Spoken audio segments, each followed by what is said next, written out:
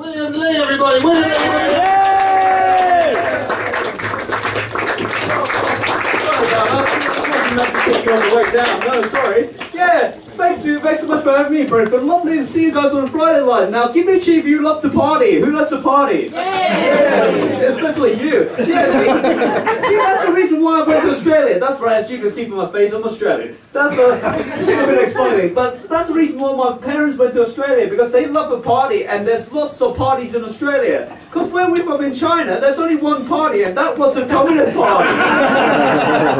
Ain't no party like the Communist Party. No, not more. Now, a lot of people find out that I'm Australian. They come up and say, William, we know you're Australian. We know you're Australian. But where do you originally come from? Where do you originally come from? To which I have to answer them, well, if you really want to know where I originally come from, see, I originally come from my mother's vagina. That was a long time ago now. A lot has changed since then. I don't feel I'm welcome back anymore, no. Can't exactly grab my brother and say, hey mum, can we come back like old times? No, can't do that, no. No nostalgia at all. So we have to go to somewhere there just as big, just as warm, and just as wet as well. That turns out to be Australia. Still feels like home though, every single time I go there. Lovely place, lovely place. Now, do you guys know, if I say the word Hello Kitty, do you guys know what Hello Kitty is? Yeah. Yeah, it's quite popular. It's a cartoon cat that's like, that's quite popular throughout Asia. It's actually quite popular throughout the world. See, the other day I went to the Middle East in Dubai. They even have their own little version over there. It's called Halal Kitty. Well, that's fantastic. They literally got the saying right. Like, just like the old saying go, Hello Kitty, Halal Kitty. There's literally more than one way to skin a cat. Sorry, I shouldn't mind about skinning a cat, because like a couple of you guys probably find killing cats horrible. Maybe you guys even love cats, like, I do have to apologise if you're a cat lover. That joke there, ladies and gentlemen, just wasn't kosher. No, not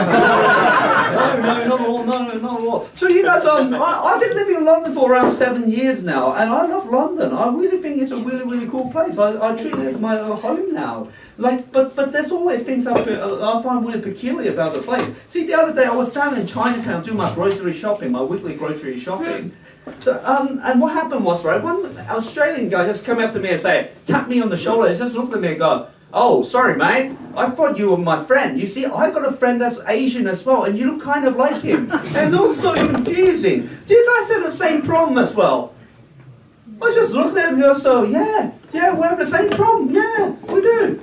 Matter of fact, in China, the problem is so bad, no one actually knows who their real father is. No. It's a massive problem over there. Matter of fact, if you go to school and pick up the kids, you don't know which one they are.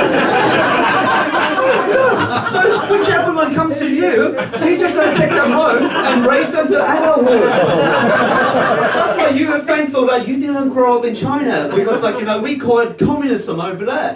Have you ever seen comedy club over in China? It's horrible over there. Like, comedy club in China is horrible. No one can do jokes about who they look like. No. What are you going to do is, some comedian comes up saying, yeah, that's right, as you can see, you look like Jackie Chan just come on stage. And some guy decided to go, no, I am Jackie Chan. And then her girlfriend comes on and says, no, I am Jackie Chan. And then their grandma probably just say, no, I'm Jackie Chan. And probably a midget comes on and says, no, I'm Jackie Chan too. It's all so confusing, yeah. Until one smartass decided to come up and say, no, I'm actually Mr. Miyagi. From the movie Karate Kid. Yeah, you seen it? The 2010 remake starring Jackie Chan. Just no comedy over there. Like, they just all have a different sense of humor. Good. Do you guys like Japanese food, just out of interest? Yeah. Yeah, quite a few of you guys. See, it's quite popular in Sydney, where I'm from. There's a lot of Japanese restaurants. I have a friend that's Jimmy. His name's Jimmy. And we've been going to the same Japanese restaurant for years. And one day I called him up 7 years later. One day I decided to call him up. He's just say, William, you know that Japanese restaurant around the road from where we live, right? I stopped going to it because I found out the other day that Japanese restaurant is not a Japanese restaurant. No, it's not authentic Japanese food, because it's actually not run by Japanese people. It's run by Koreans. Do you know that? Yeah. And I just look at Jimmy and just go, Jimmy, relax, hang on a second. Is there something wrong with the food yourself? And Jimmy they say, no, I just find out that it's not run by Japanese. Like, they should say they're Korean, like, And I just thought, Jimmy, you know all the lesbian porn that you've been watching, right? None of it's actually made by real lesbian, no. intense. Like, you know, it's like an experience. Like, you know, as long as it's good, you don't get hung up about those things. You don't watch a lesbian porn and go, oh, 15 minutes and just go, oh, hang on a second, those two girls, they're not real lesbian because there's no emotion in this. No. I'm not touching myself over this anymore, no. I'm just totally withdrawing now. I'm so out of the mood after that. Yeah, sorry, like, you know, this is how life's going to be like. I'm 35. If I can do, sorry, what's your name, mate? Ewan. Ewan. If I can, as a 35-year-old, give a 32-year-old some advice.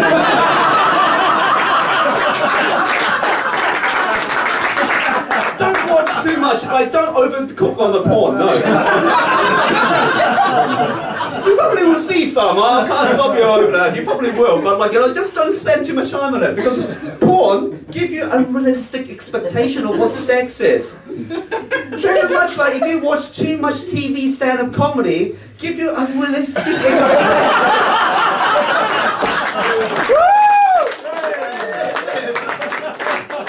Staring at a too industrial-sized light and just McIntyre too. Because a lot of people find out that, hey, William, you're a stand-up comedian. Do you know who I really like as a stand-up comedian? Michael McIntyre. Yeah. Matter of fact, some of them just go, you know, I love this material about man draws, all his jokes. Do this joke when you're on stage yourself. Now, hold on 1 second. Going up to one comedian and ask if they have another comedian's, like, you know, if they do another comedian's material, it's very much like coming up to me and ask, do I have DVDs for sales? It's a stereotype, that's what I say. And I've got integrity. I don't go around and steal other comedians' jokes and use it as one of my own because they're lovely people. They're really, really lovely. But if you do want a McIntyre DVD, alright, come see me at the end of the night. Because there's nothing wrong with selling DVDs and making some money. Everyone's actually doing DVDs nowadays. Or maybe even Netflix, like, you know. But then again, it's a very hard deal to actually sell Netflix. That's not even, that's me just needing updated material. Oh, oh Jesus, I better start wrapping up. But the thing is, right, give me a cheer if you love Chinese food here. Chinese food, anyone? Yeah. What for you guys? See, when I was in Australia, a lot of friends actually come up to me and say, hey William, I've got an awesome Chinese restaurant down the road because there's always full of a lot of Chinese people in it. Have you guys heard that saying before? Maybe a bit hard in Brentford to find that much Chinese people that actually have engaged. Let me just tell you a little secret, right? Because you come out on Friday and support all of us. I love you guys. Thanks so much for coming out. Chinese people don't love Chinese food because it's good. No, not at all. That's a fallacy. Chinese people love Chinese food because it's cheap.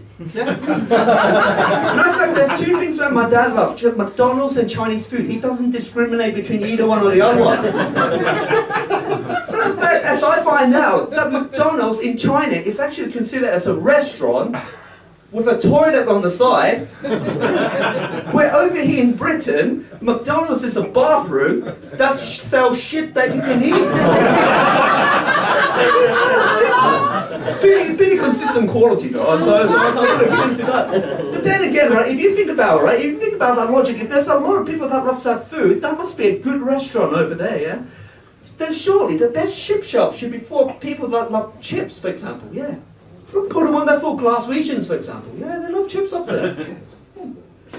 Maybe a bit hard down in Brentford to look for one that full Glaswegian. So maybe, so you might have to go for the next one that, like, you know, the next type of people that love chips as good as a Glaswegian. Seagulls. If you think about it, right? You think about it, right? The chip shop you guys should be looking for should be so full of seagulls. Should be so full of seagulls. Even the governor actually knows how to speak seagulls as well. Chips.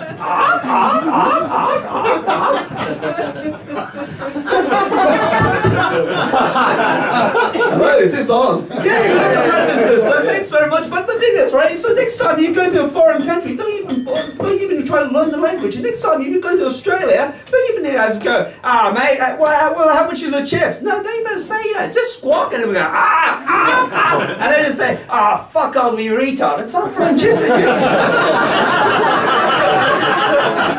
Lovely people, as I say in Australia, lovely people. But I will oh, I better go because, like, you know, Mr. Bonjo will kill me if I run into his time. No, he's a lovely, lovely man, President Bonjo. Yeah, he's a lovely, lovely man. So look forward to this. But the thing is, right? I'm selling the next hang while I'm still on stage. That's a good sign. That's a good sign. But I'm just thinking about what should I walk off on. I'm just oh yes. Should really end on a joke, like, you know, because well let's end on a few jokes, right? Have you heard, maybe not you, like, you know, some people actually are saying, have you heard the saying, right? You go to sit on your hand and then masturbate, and then what happens is it feels like someone else is doing it. See, what I like to do is, right, I have my own little version. What I like to do is I like to sit on my hand and play poker. That way, if I end up losing the game, I can just blame it on a bad hand. Oh, wow. Man, you got a groaner right there. Okay.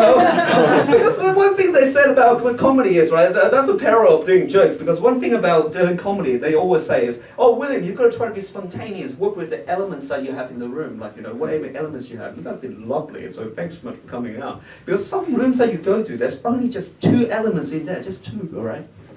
Oxygen and a pack of cunts. It is comedy, the C-bomb has to come out at some point, so I'm just saying to give it to you guys.